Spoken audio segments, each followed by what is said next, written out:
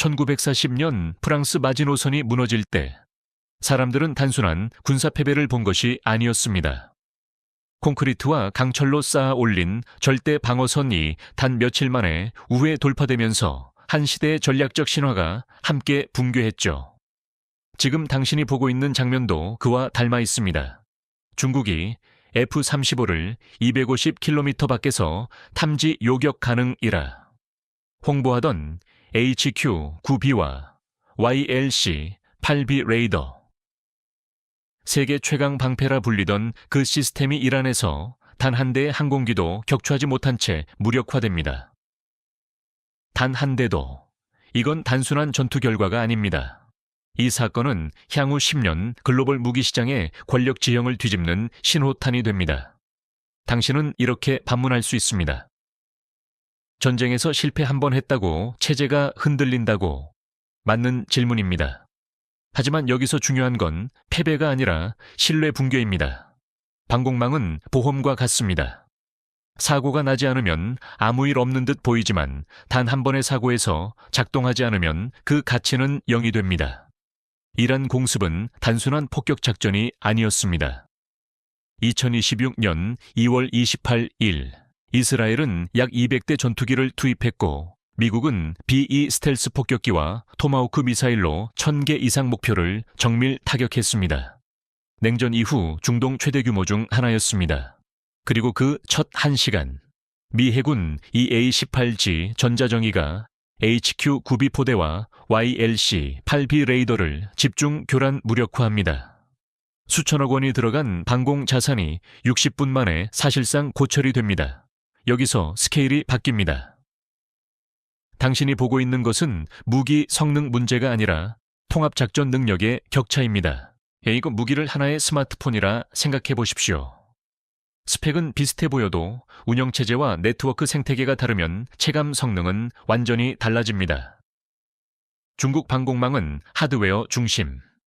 미국, 이스라엘은 데이터, 전자전, 정보, 위성을 묶는 네트워크 중심. 문제는 여기서 끝나지 않습니다. 이란은 러시아 S-300, 자체 개발 바바르 373, 그리고 중국산 최신 체계를 동시에 운용하고 있었습니다. 그런데도 단 한 대도 격추하지 못했습니다. 이건 개별 무기 실패가 아니라 시스템 붕괴입니다. 당신이 투자자라면 이 장면을 어떻게 해석하겠습니까? 군사 뉴스가 아니라 자본 이동의 전조로 읽어야 합니다. 무기 시장은 연간 약 2조 달러. 규모의 글로벌 안보 인프라와 연결됩니다. 방공 체계 하나의 신뢰도 하락은 단순한 계약 취소가 아니라 동맹 구조와 기술 표준의 이동을 의미합니다. 이 순간 세계는 조용히 재계산을 시작합니다. 중국 방패는 정말 방패인가? 그리고 그 질문은 곧 이렇게 바뀝니다. 그렇다면 대안은 누구인가? 당신은 지금 단순한 중동 전쟁 뉴스를 보는 것이 아닙니다. 당신은 권력의 이동이 시작되는 장면을 보고 있습니다. 당신은 숫자를 믿는 경향이 있습니다. 최대 사거리 260km, 동시 추적 100개, 표적, 스텔스 탐지 가능.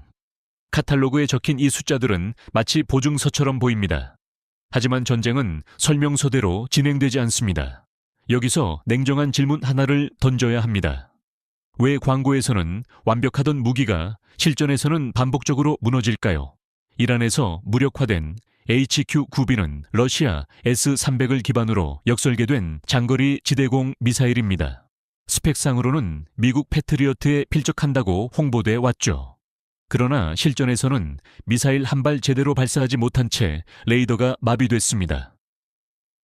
기술적으로 무엇이 달랐을까요? 핵심은 중간 업데이트입니다. 최신 방공 미사일은 비행 도중 표적 데이터를 계속 수정합니다.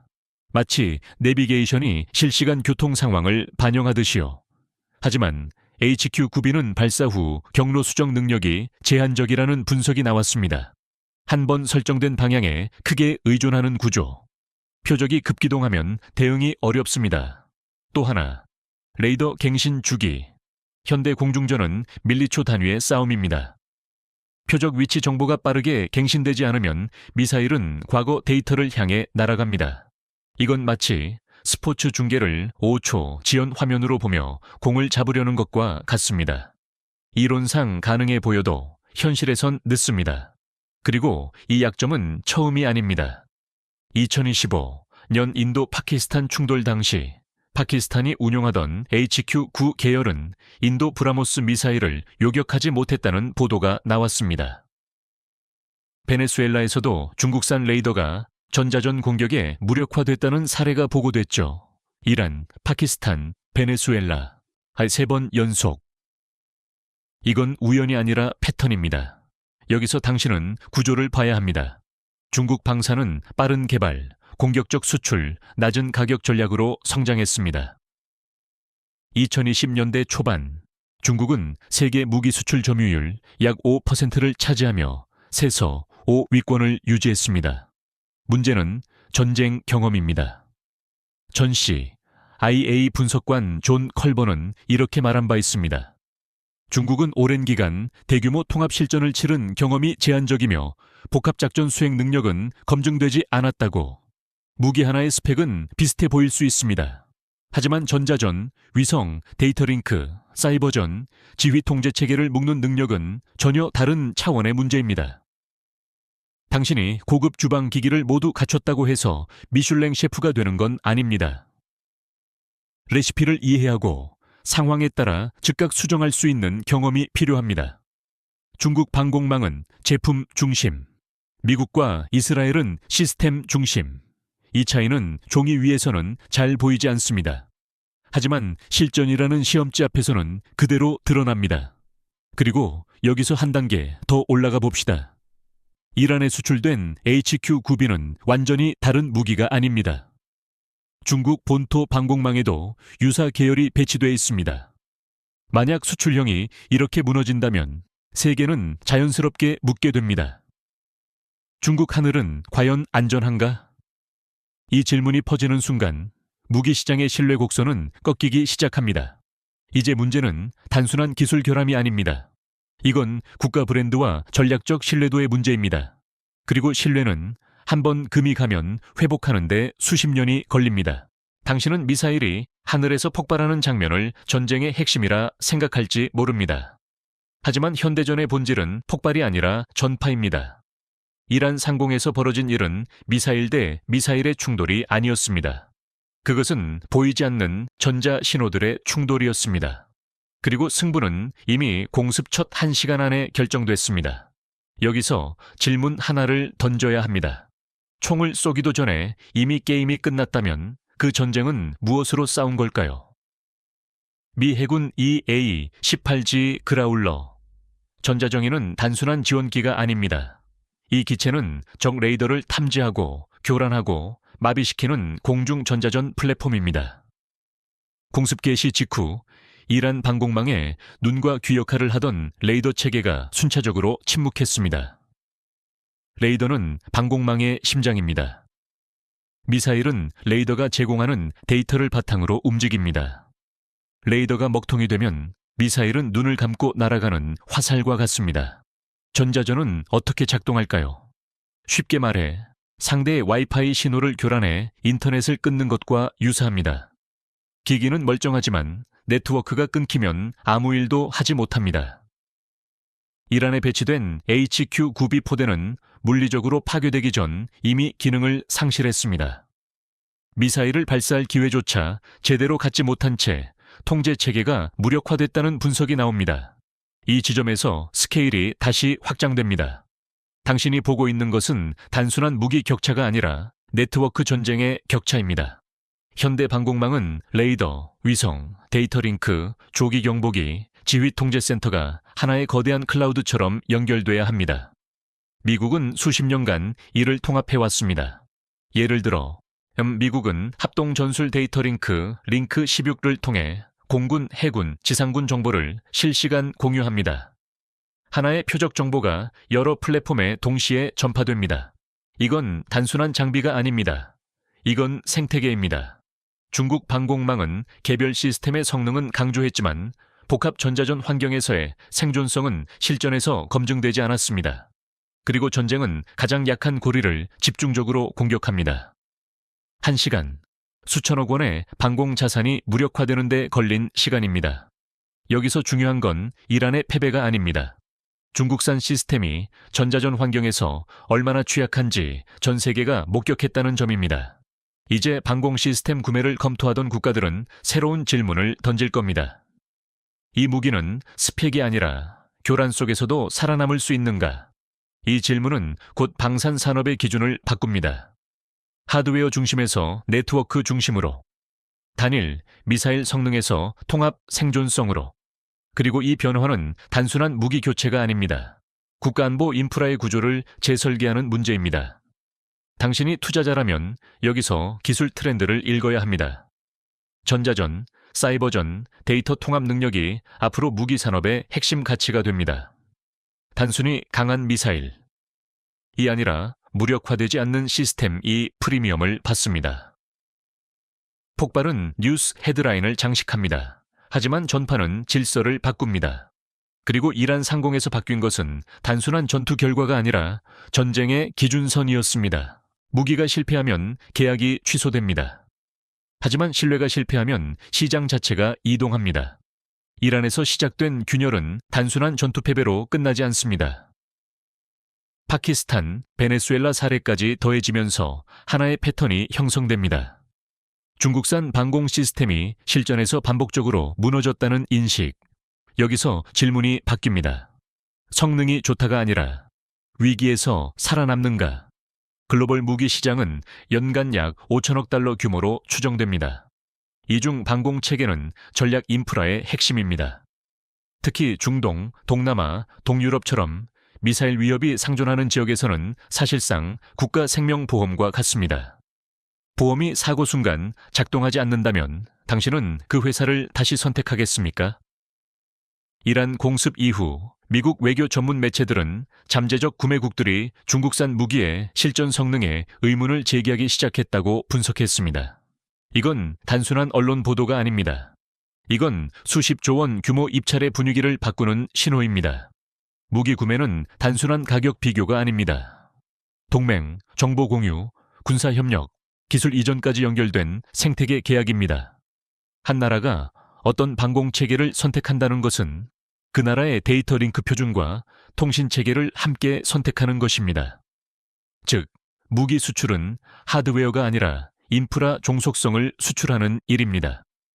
중국은 지난 10년간 공격적 가격 전략으로 중동과 아시아, 아프리카 시장을 파고들었습니다. 낮은 단가, 빠른 납기, 정치적 조건 완화. 하지만 이번 사건은 가격 공식을 무너뜨립니다. 싸지만 불확실한 시스템과 비싸지만 검증된 시스템 사이에서 국가들은 다시 계산을 시작합니다. 여기서 스케일이 더 커집니다. 만약 여러 국가가 중국 방공망 도입을 재검토한다면 중국 방산 기업들의 수주 장원은 압박을 받게 됩니다. 방산은 일반 제조업과 다릅니다. 대형 계약 몇 건이 기업의 수년 실적을 좌우합니다. 한 번의 이미지 손상은 단기 손실이 아니라 수년간의 수주 파이프라인 위축으로 이어질 수 있습니다. 그리고 국제 무기 시장은 공백을 허용하지 않습니다. 누군가의 신뢰가 떨어지면 다른 누군가가 그 자리를 채웁니다. 이 순간 당신은 단순히 중국의 실패를 보는 것이 아닙니다. 당신은 글로벌 방산 지형이 재편되는 초기 국면을 보고 있습니다. 신뢰가 이동하면 자본이 이동합니다. 자본이 이동하면 동맹이 이동합니다. 그리고 동맹이 이동하면 세계 질서의 축이 조금씩 기울기 시작합니다. 이제 장면이 바뀝니다. 같은 중동, 같은 시기, 같은 위협. 하지만 전혀 다른 결과. 이란이 보복으로 UAE를 향해 대규모 미사일과 드론을 발사했을 때 숫자는 냉혹했습니다. 수십 발의 탄도미사일, 수백 기의 드론, 단기간에 집중된 복합 공격. 그런데 결과는 96%. 국회 국방위원회 자료에 따르면 UAE에 실전 배치된 천궁 이 두 개 포대에서 약 60여 발의 요격 미사일이 발사됐고 그중 96%가 표적을 명중했습니다. 여기서 질문이 나옵니다. 왜 어떤 방패는 0%였고 어떤 방패는 96%였을까요? 이 차이는 단순한 우연이 아닙니다. 첫째, 발사 방식. 천궁기는 콜드 런칭 구조를 채택합니다. 압축 공기로 미사일을 먼저 밀어 올린 뒤 공중에서 점호합니다. 이 방식은 발사관의 열 손상이 거의 남지 않아 연속 발사가 빠릅니다. 대량 공격 상황에서 재장전 속도는 생존성과 직결됩니다. 쉽게 말해 총을 쏠 때마다 총열이 과열되어 식혀야 한다면 연속 교전이 어렵습니다. 콜드 런칭은 이 문제를 줄입니다. 둘째, 가격 대비 성능. 패트리어트 P, AC-3MS 이 한 발 가격은 약 400만 달러 수준으로 알려져 있습니다. 천궁2는 그보다 낮은 단가로 평가됩니다. 성능이 유사하거나 경쟁 가능한 수준이라면 동일 예산으로 더 많은 포대를 배치할 수 있습니다. 방공망은 단일 미사일의 위력이 아니라 밀도의 싸움입니다. 셋째, 납기. 미국산 패트리어트는 글로벌 수요 폭증으로 수년 대기 사례가 보고됩니다. 반면 한국은 2022년 계약 이후 약 4년 내 실전 배치를 완료했습니다. 무기는 필요할 때 도착해야 의미가 있습니다. 이라는 상대적으로 저렴한 선택을 했습니다. 결과는 참혹했습니다. 핵심 시설 파괴, 지휘부 타격. 반면 UAE는 고비용이었지만 실전 검증을 거쳤습니다. 여기서 스케일이 다시 확장됩니다. 실전 성공은 최고의 마케팅입니다. 수십조 원 광고보다 한 번의 실전 성과가 더 강력합니다. 실제로 청웅이는 UAE 약 4조 원, 사우디 약 4조 원대, 이라크까지 합산 약 10조 원 이상 규모 계약이 체결된 것으로 알려져 있습니다. 단일 무기 체계 기준으로 한국 방산 사상 최대급입니다. 그리고 실전 이후 추가 공급 요청이 이어졌습니다. 이건 단순한 무기 판매가 아닙니다. 이건 국가 신뢰 자산의 축적입니다. 당신이 투자자라면 여기서 무엇을 봐야 할까요? 방산은 경기 민감 산업이 아닙니다. 지정학적 긴장이 높을수록 수요가 강화됩니다. 그리고 실전 검증은 진입 장벽을 급격히 높입니다. 0%와 96%. 숫자 차이는 단순해 보이지만 그 뒤에 있는 것은 국가 브랜드의 재평가입니다. 이 순간 K방산은 단순한 수출 품목이 아니라 글로벌 안보 인프라의 일부로 편입되기 시작합니다. 이제 무대는 중동에서 동아시아로 이동합니다. 이란 상공에서 무너진 방공망은 단지 한 국가의 문제가 아닙니다. 그 시스템의 뿌리는 중국 본토와 연결돼 있습니다. 여기서 당신은 불편한 질문을 마주하게 됩니다. 만약 수출형이 이렇게 무너졌다면 중국 본토 방공망은 과연 안전할까요? 2027년 대만 침공설은 단순한 음모론이 아닙니다. 미국 국방 고위 인사들은 중국이 2027년까지 군사적 준비를 완료하라는 내부 지침을 내렸다고 공개적으로 언급해 왔습니다. 실제로 중국은 최근 수년간 전투기 수백 대, 해군 함정 수십 척을 증강하며 2차 세계대전 이후 최대 규모의 군비 확장을 이어가고 있습니다. 그 전략의 핵심은 A2/AD 반접근 지역 거부 전략입니다. 쉽게 말해 미군이 대만 해협에 접근하지 못하도록 하늘과 바다를 봉쇄하는 개념입니다. 그리고 그 중심에는 방공망이 있습니다. 그런데 중동에서 벌어진 사건은 이 전제에 균열을 냅니다. 미국과 이스라엘의 전자전 환경에서 중국산 방공 체계가 단시간에 무력화됐다는 사실은 대만 시나리오에 계산식의 새로운 변수를 추가합니다. 전쟁은 숫자의 게임입니다. 성공 확률이 70%일 때와 40%일 때 지도자의 선택은 완전히 달라집니다. 이란 사례는 중국 방공망이 완전하지 않을 수 있다는 가정을 현실 옵션으로 끌어올립니다. 여기서 스케일이 다시 확대됩니다. 대만 침공은 단순한 지역 분쟁이 아닙니다.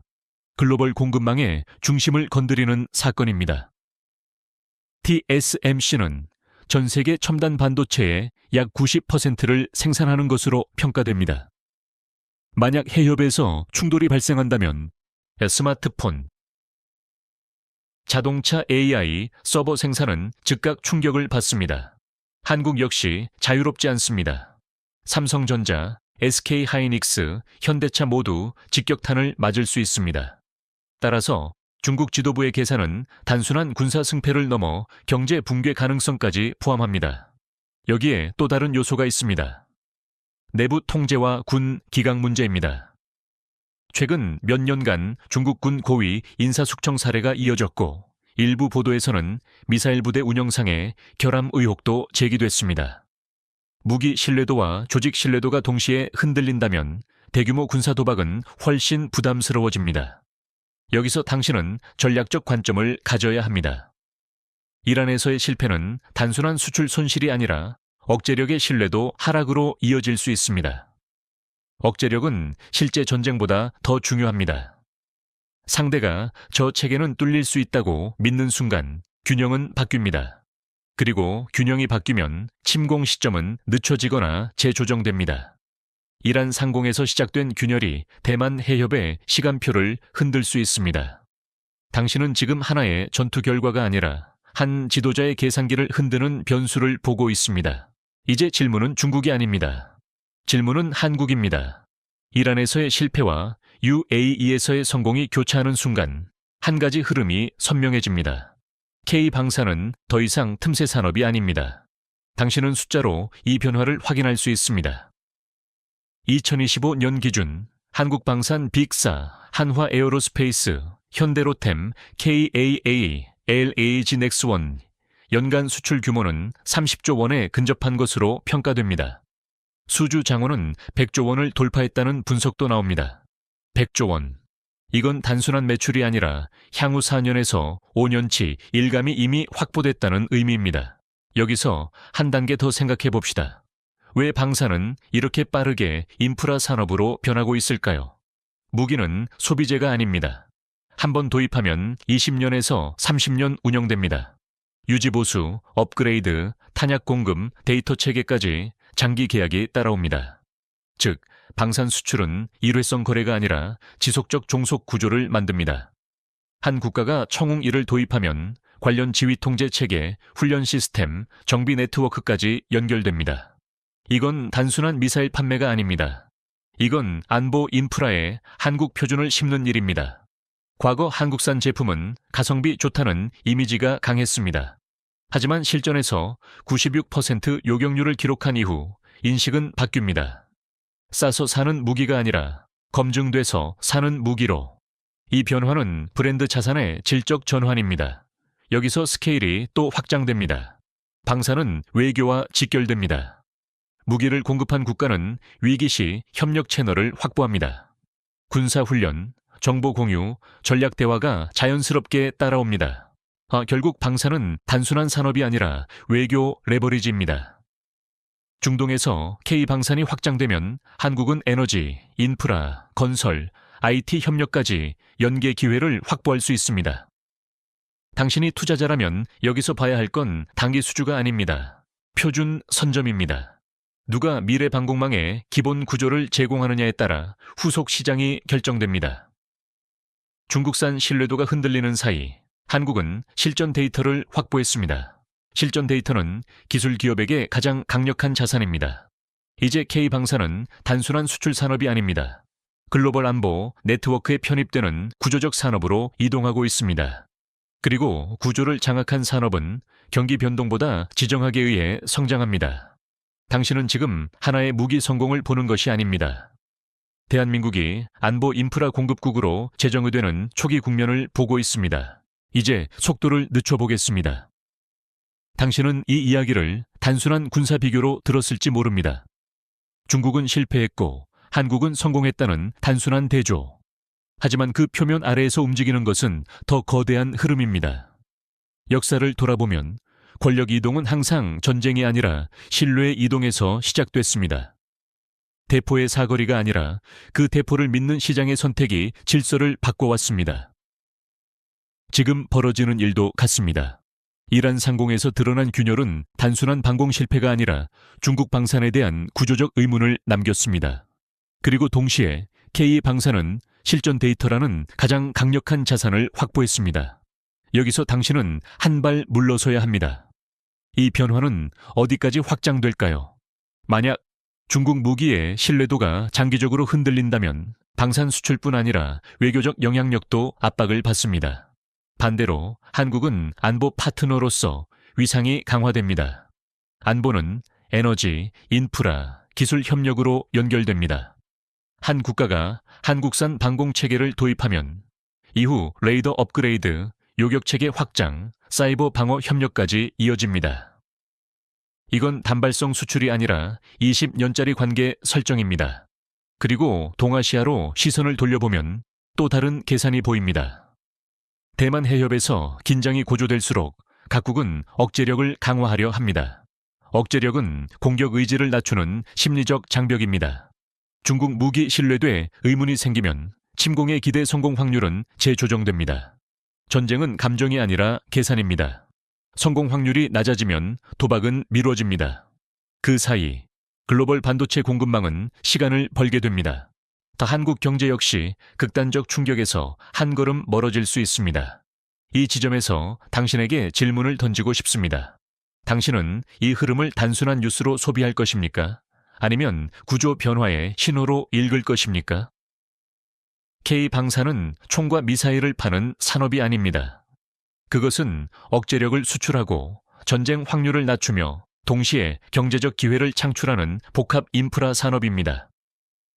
우리가 만든 기술이 누군가의 하늘을 지키고 그 결과 또 다른 전쟁을 늦춘다면 그 파급력은 숫자로 환산하기 어렵습니다.